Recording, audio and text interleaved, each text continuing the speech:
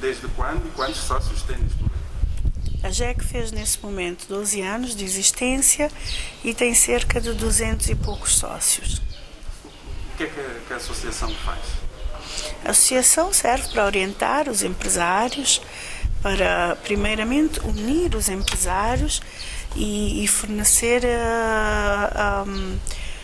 uma base, uma voz para os interesses dos empresários, claro, uma voz que negocia com o governo, que ajuda também e dá o seu contributo nas políticas públicas em que somos stakeholders também, que nos interessam, e para orientar os empresários, para dar formações, para encaminhar outros parceiros. E a JEC tem sido ouvida pelo governo, pelas autoridades? Sim, a JEC, penso que ela tem uma voz muito forte. A JEC já fez um trabalho consolidado, em que tem parcerias fortes, tanto no governo, mas também com outros parceiros privados, nomeadamente centros de incubação, a Câmara do Comércio, por exemplo. Portanto, acho que a JEC neste momento já conseguiu um patamar de credibilidade e uma voz forte. Para ser, além de ser empresário, que requisitos é preciso para entrar na associação? Tem que se ter até 40 anos e ser empresário, é só isso. E claro, pagar a sua cota, que é 500 escudos ao mês. Portanto, é uma cota perfeitamente acessível, desde o microempresário ao empresário já mais estabelecido. Para ser empresário em Cabo Verde, como é que se começa? O que é preciso? É difícil o processo do início? Acho que empreender é sempre difícil, principalmente se estamos a falar do empreendedorismo juvenil. E em Cabo Verde sabemos que nos países africanos, como em Cabo Verde, que não é exceção, nós não começamos a empreender tão jovens assim, porque também as condições não são as mais favoráveis. Neste momento há um conjunto de medidas que facilitam os primeiros passos. Pode-se, com 600 escudos, abrir uma empresa na Casa do Cidadão, que foi pensada para ser como um one-stop shop, e ali se conseguem tirar alguns documentos, e tem-se feito um esforço no sentido de diminuir a burocracia necessária, mas é claro que sabemos que na prática não funciona bem assim. Ainda há muita democracia, ainda temos um sistema muito conservador. A banca ainda é muito conservadora no que concerne ao acesso ao crédito.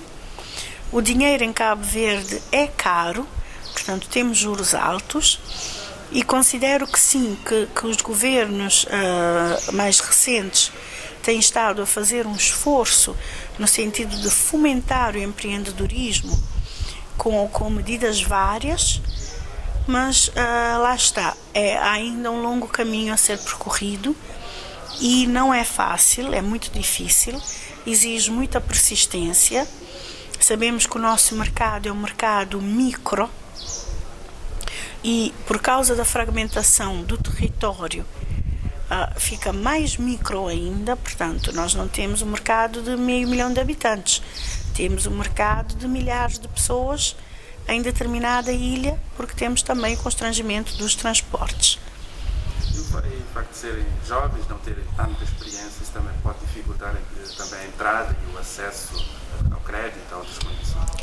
Sim, não tem experiência, não tem bens, não tem currículo, não tem capital social, não tem credibilidade ainda no mercado, portanto na praça, e tudo isso constitui alguns fatores que funcionam como empecilhos quando se trata de, primeiro, começar um negócio que exige algum investimento.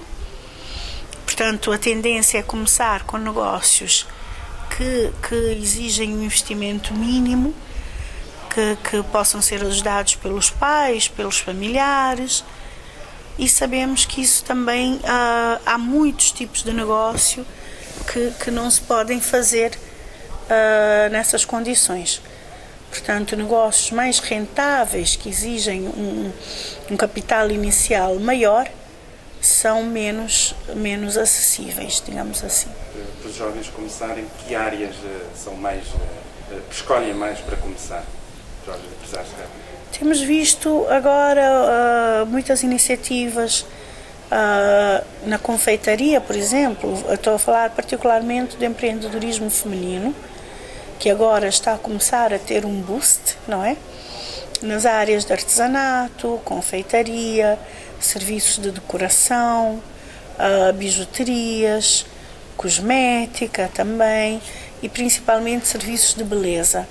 Diria que é uma área que está a crescer muito e que vemos muitos jovens a iniciar nessa área, mas também há muitos jovens que continuam ainda no setor informal, exatamente porque a formalidade impõe desafios, a formalidade impõe custos, logicamente, e embora tenha havido um esforço para a formalização através da criação de alguns programas, e nomeadamente alguns regimes, como o regime REMP, o regime fiscal, que facilita, sim, temos tido alguma adesão, mas acho que lá está, que ainda há muito trabalho de sensibilização e informação da população a ser feito para que os jovens possam aderir cada vez mais.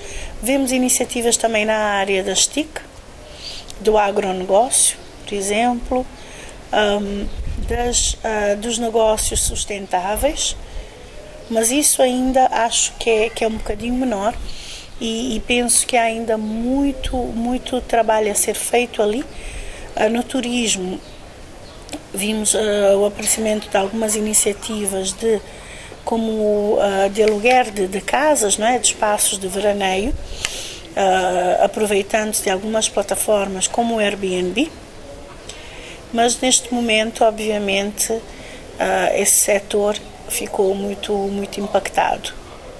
Disse que há muitas mulheres, desse total de 200 sócios, quantas é que são mulheres e como é que isso eu não lhe sei dizer, mas eu estava a falar não exatamente na AGEC, estava a falar do empreendedorismo feminino no geral, mas uma coisa que chamou a minha atenção quando eu entrei na AGEC é que há mais serviços, por exemplo, há mais empresas de serviços ligadas, por exemplo, às TIC, como eu já tinha mencionado, a consultorias, a formação, a empresas de formação, mas há extremamente o número de empresas na área do comércio, por exemplo, da saúde, penso que só temos 3 ou 4 o máximo.